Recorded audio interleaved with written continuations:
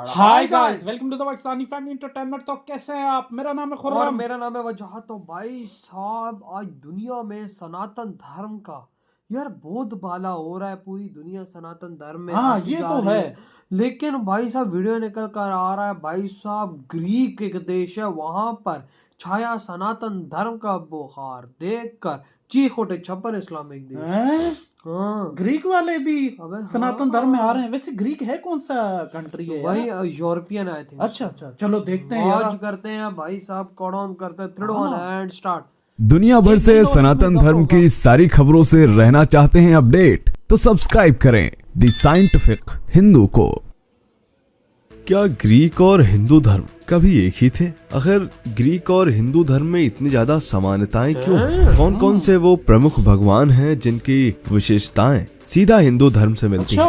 आज का यह वीडियो काफी ज्यादा महत्वपूर्ण होने वाला है। इसमें हम आपको ग्रीक और हिंदू धर्म से जुड़ी कुछ ऐसी समानताएं बताने वाले हैं जो आपको हैरानी में जरूर डालेंगी और सोचने पर मजबूर कर देंगी कि आखिर ऐसा कैसे हो सकता है। जब हम ग्रीक और हिंदू धर्म को पहले नजर में देखते हैं तो दोनों एकदम अलग लगते हैं। ग्रीक पौराणिक कथाएं वेस्टर्न कंट्रीज में पॉपुलर है, जबकि हिंदू धर्म भारत और उसके आसपास क्षेत्रों में अधिक पूजित है। लेकिन जब हम गहराई से इन दोनों धर्मों की स्टडी करते हैं तो ऐसी कुछ बातें सामने निकल कर आती हैं जो हैरान करती हैं। क्या आपने कभी सोचा है कि जो ग्रीक देवताओं की शक्तियां उनके गुण हिंदू देवताओं से काफी हद तक मिलते हैं? क्या यह सिर्फ संयोग है या फिर हजारों साल पहले दोनों सभ्यताओं के बीच में कोई बहुत बड़ा संबंध था? उन देवताओं के बारे में आपको बताएं इससे पहले आपको हम कुछ फैक्ट बताते हैं। इतिहासकार ये मानते हैं कि ग्रीक और हिंदू दोनों सभ्यताएं एक प्राचीन इंडो यूरोपियन संस्कृति से निकली, इसीलिए इनकी देवताओं की कहानियों में इतनी समानता है। इसके अलावा जैसे हिंदू धर्म में स्वर्ग और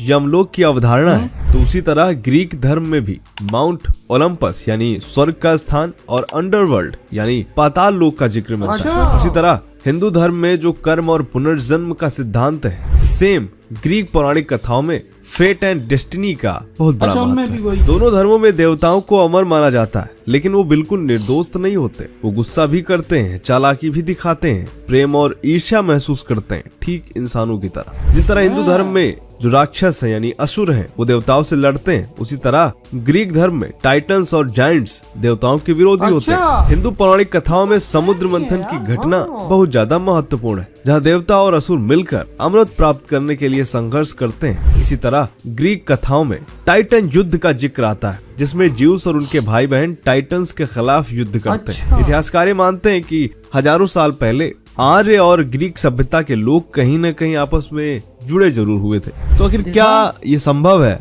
कि हमारे पूर्वजों ने एक ही जैसी कहानियां थी, लेकिन कुछ समय बाद धीरे धीरे दोनों के नाम और रूप बदल गए? अगर आपको ये बातें अभी समझ नहीं आ रही होंगी तो जिन 9 देवताओं की मैं बात करने वाला हूँ आगे, इन्हें जानकर आप जरूर हैरानी में पड़ने वाले। स्वागत है आपका द साइंटिफिक हिंदू पर।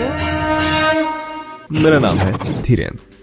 चलिए अब सबसे पहले देवता की बात करते हैं, जो कि है इंद्र और ग्रीक में ज्यूस।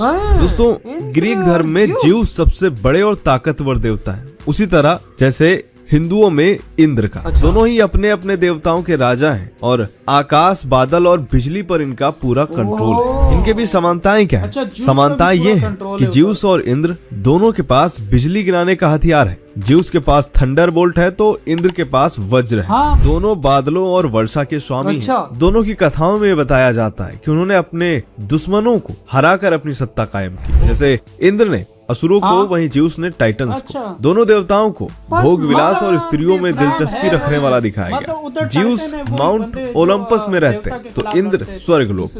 दिलचस्प बात है कि विद्वानों का मानना है कि ज्यूस और इंद्र का जो मूल स्रोत है वो एक ही है, क्योंकि दोनों ही इंडो यूरोपियन सभ्यता की परंपराओं से निकले। दूसरे नंबर पे आते हैं जो कि है हेडीज और यमराज यानी मृत्यु के देवता। ग्रीक में हेडीज अंडरवर्ल्ड यानी पाताल लोक के स्वामी माने जाते हैं, तो वहीं हिंदू धर्म में यमराज मृत्यु के देवता है, यानी पाताल लोक में यमराज का ही राज है। समानताएं क्या है? समानताएं ये है कि दोनों का काम आत्माओं का हिसाब किताब करना है और यह तय करना है कि वो कहाँ जाएंगे। दोनों को गंभीर और डरावना माना जाता है। हेडीज के पास 3 सिर वाला कुत्ता है जो उनके साम्राज्य की रक्षा करता है। यमराज के पास एक भैंसा है जिस पर वे सवार रहते हैं। दोनों को न्यायप्रिय माना जाता है, लेकिन लोग उनसे डरते भी। मतलब सबसे दिलचस्प बात है कि हिंदू मान्यता में यमराज पहले मनुष्य थे जो मृत्यु को प्राप्त हुए, इसीलिए वे मृत्यु के देवता बन गए। आते हैं तीसरे नंबर पर, जो कि है पोसाइडन और वरुण। पोसाइडन ग्रीक में समुद्र और जल के देवता, जबकि हिंदू धर्म में वरुण देव समुद्र के स्वामी माने जाते हैं। समानताएं क्या है? दोनों ही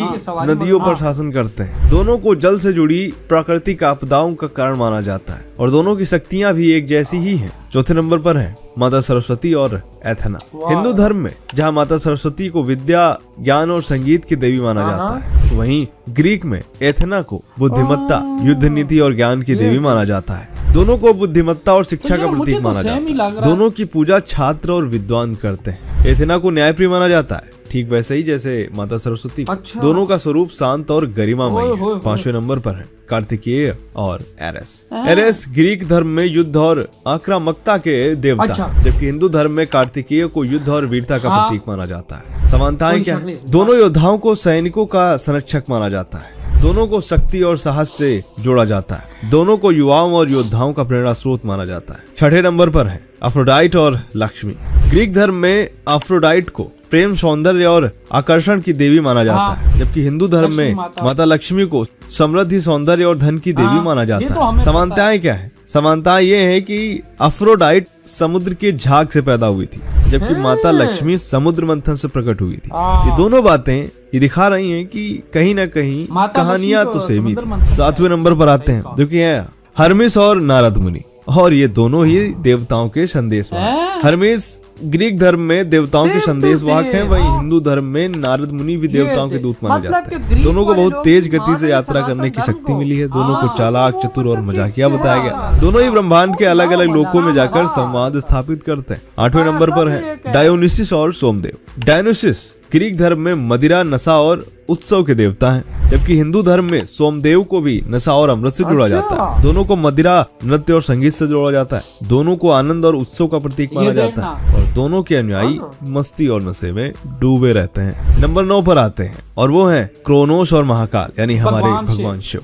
ग्रीक धर्म में क्रोनोस को समय के देवता माने जाते हैं और उनके अंदर नाश करने की शक्ति है, इसलिए ग्रीक धर्म में क्रोनोस को विनाश का प्रतीक भी माना जाता है। वहीं हिंदू धर्म में महाकाल भी समय और विनाश के प्रतीक माने जाते हैं। समानताएं क्या है? समानताएं है कि दोनों को समय का स्वामी माना जाता है, दोनों का संबंध विनाश और पुनर्जन्म से, दोनों को ही शक्ति और अनंत काल से जोड़ा जाता है। दिलचस्प बात है कि क्रोनोस को समय की क्रूरता का प्रतीक माना जाता है, जबकि महाकाल को समय की परम शक्ति का संतुलन का प्रतीक। दोनों ही यह दर्शाते हैं कि समय किसी के नियंत्रण में नहीं होता। तो ये थी कुछ समानता। ये देखना यार वजह, ये देख यार है तो सेम ही है, सेम टू सेम, बस नाम अलग है। ग्रीक में नाम अलग है बस भाई साहब, बाकी जो पूजा जिनकी करते हैं वो सनातन धर्म के ही देवी देवता हैं यार। और जो एक सच है वो यार सनातन धर्म ही सच है, जो करोड़ों सालों से चलता आ रहा है।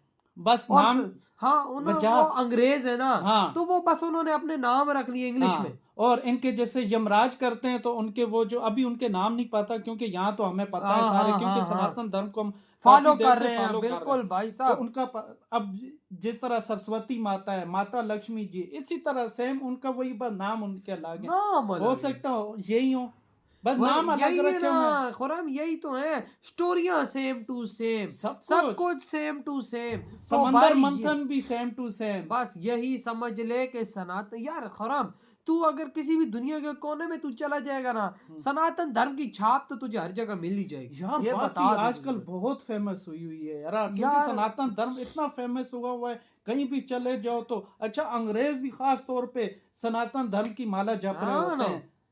यार मजा आ गया यार, तो वाकई में आजकल हो रहा है। हाँ, और देखो हमारे नॉलेज में भी इजाफा होना कि ग्रीक में भी सनातन धर्म का राज है, और वो ही समझो सनातन धर्म को एक तरह से फॉलो कर रहे हैं भाई साहब। यार जो सनातन धर्म है ना खुरम, यार एक बहुत ही पुराना और बहुत ही पवित्र धर्म। ओहो, फिर यार देख, अंग्रेज थे, शायद उन्होंने फॉलो किया वो, फिर उन्होंने अपने नाम रख लिए, वो चलो कि इंग्लिश में हम ये बोलेंगे, ये करेंगे भाई। उनके हमारे जिस स्टोरी तो डट्टो सेम टू सेम, जैसे सनातन धर्म के भगवान शिव जी है, और इनके क्या नाम वो बता रहे थे, बस थोड़ा सा काम वो उन्होंने अलग बताया है, सेम टू सेम तो वही है ना। तो यार आपके क्या थॉट है इस बारे में?